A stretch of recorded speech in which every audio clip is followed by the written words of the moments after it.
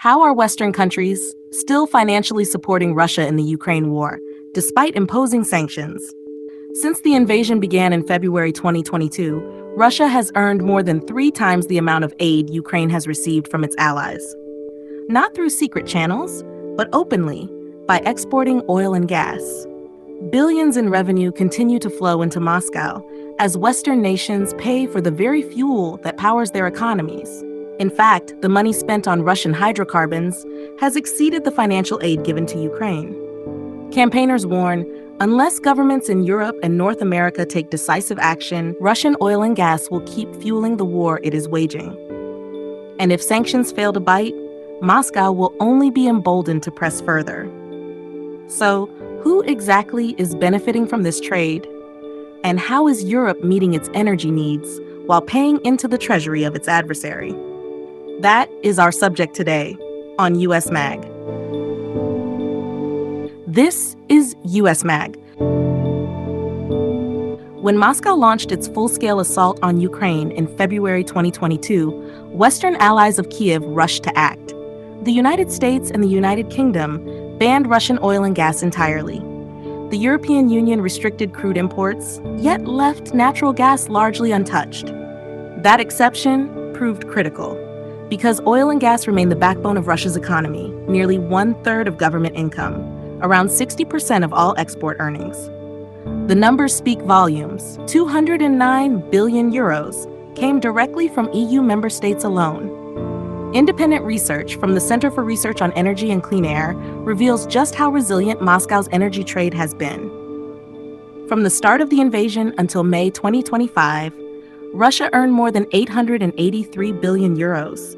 That's nearly $1 trillion through fuel exports. And astonishingly, over 200 billion of that came from countries that had already sanctioned Russia. Throughout much of the war, Europe continued importing Russian pipeline gas until Ukraine shut down a key transit line in January 2025. Yet even now, Russian crude oil still flows into Hungary and Slovakia. And the gas? It keeps reaching Europe through Turkey. In fact, shipments surged by more than 26% in early 2025 compared to the year before. Hungary and Slovakia remain among the buyers. Far from collapsing, Russia's energy revenues have held strong. In some cases, they've even grown. Last year alone, crude oil sales rose by 6%. Pipeline gas revenues climbed nearly 9%. Despite repeated Western efforts to cut this stream of income, the results have been modest. In 2024, Russian energy revenues fell by just 5% compared to 2023. Exports declined by only 6%. Liquefied natural gas, LNG, has become another lifeline, and half of all Russian LNG exports are still going straight to Europe. So why hasn't the West gone further? Even EU Foreign Policy Chief Kaja Kallas admits the toughest sanctions were avoided. Some member states feared escalating the conflict. Others saw Russian fuel as the cheapest, short-term solution. Russian statistics confirm the trend. In 2024, gas exports to Europe jumped 20%. LNG shipments reached record highs. Even the EU's latest sanctions package stopped short of banning LNG. Instead, it only outlined a roadmap to phase out Russian gas by the end of 2027. And yet, despite all these flows, the data suggests Russia's fuel revenues still remain below the level of aid Ukraine has received from its allies. But concerns persist.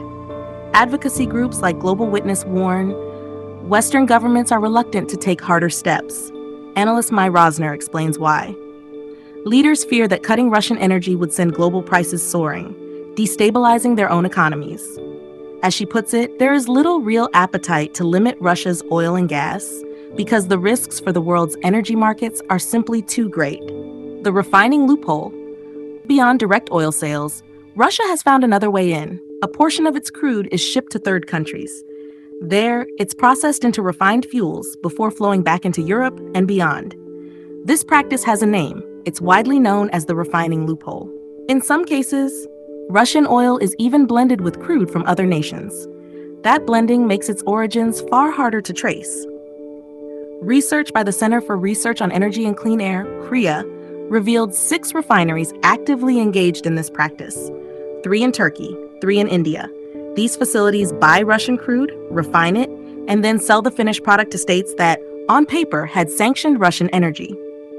According to Korea, this trade relied on more than 6 billion euros worth of Russian oil. But India's Ministry of Petroleum strongly rejected the report. They dismissed it as an attempt to tarnish India's image on the world stage. Vibhav Raghunandan of Korea put it more bluntly, everyone knows this is happening. Countries are fully aware that buyers who sanctioned Russia will still accept the refined product. Because technically, under international law, it is allowed. The loophole exists in plain sight, and yet no one is closing it. Energy analysts say the West still has tools to choke off Moscow's oil and gas revenues. One of them, Vladimir Milov, Russia's former deputy energy minister and now a critic of Vladimir Putin, argues that sanctions must be enforced far more rigorously. But Milov also warns of political shifts in Washington. He fears that under President Donald Trump, key enforcement agencies like the U.S. Treasury and the Office of Foreign Assets Control could be weakened. Another pressure point lies in Russia's so-called shadow fleet. These are covert oil tankers, moving crude outside legal frameworks. But targeting them is anything but simple. This is an incredibly complex operation, Milov explains. Every few weeks, you're dealing with newly registered vessels, shell companies, middlemen, and insurers. It's a constant cat-and-mouse game. Even so, he admits Western authorities have made progress, especially after the Biden administration's rollout of new sanctions in January 2025, steps that disrupted parts of Moscow's shadow network. Advocacy voices insist the momentum must not stop here. Analyst Mai argues, cutting off Russian LNG exports and shutting down refining loopholes inside Western jurisdictions would be decisive steps in reducing dependency on Moscow's hydrocarbons. And Korea's Raghunandan adds, Europe may have more room to act than it realizes. He points to the numbers. Half of Russia's LNG exports still go to the European Union, but in 2024, only 5% of the EU's total LNG consumption came from Russia. Meaning, if Europe ended those imports tomorrow, the shock would hit Moscow far harder than European consumers. President Donald Trump has suggested a simple solution, that the war in Ukraine could be brought to an end if OPEC were to reduce oil prices. But energy specialists don't see it that way. In fact, they dismiss the idea altogether. OPEC, the Organization of the Petroleum Exporting Countries, is a bloc of 23 nations. Each month, their delegates meet in Vienna. There, they decide how much oil should flow into the global market. Former Russian Deputy Energy Minister Vladimir Milov says that in Moscow, the proposal is treated as a joke. Why? Because lowering prices would actually harm the United States most of all, particularly its shale oil industry, which is among the lowest cost producers in the world. Analyst Vibhav Raghunandan adds that Russia itself has a relatively low cost of oil production, even cheaper than major OPEC players like Saudi Arabia. Meaning, if prices drop, it is the Gulf states, not Moscow, who would feel the pinch first. And for that reason, he says, Saudi Arabia would never agree. This tactic has been tried before, and each time, it sparked conflict between Washington and Riyadh, not between Russia and its rivals. Meanwhile, another layer of contradiction looms. Energy researcher Mai Rosner points out that even as the West rallies behind Ukraine, it continues to buy Russian hydrocarbons. The result is a paradox. On one hand, Western governments condemn Moscow as the aggressor. On the other, their purchases of oil and gas keep money flowing into Russia's war chest, even as they provide aid to the very country under attack. An uncomfortable reality, and one that reveals the deeper complexities of a war fought not only on the battlefield, but also in the world's energy markets.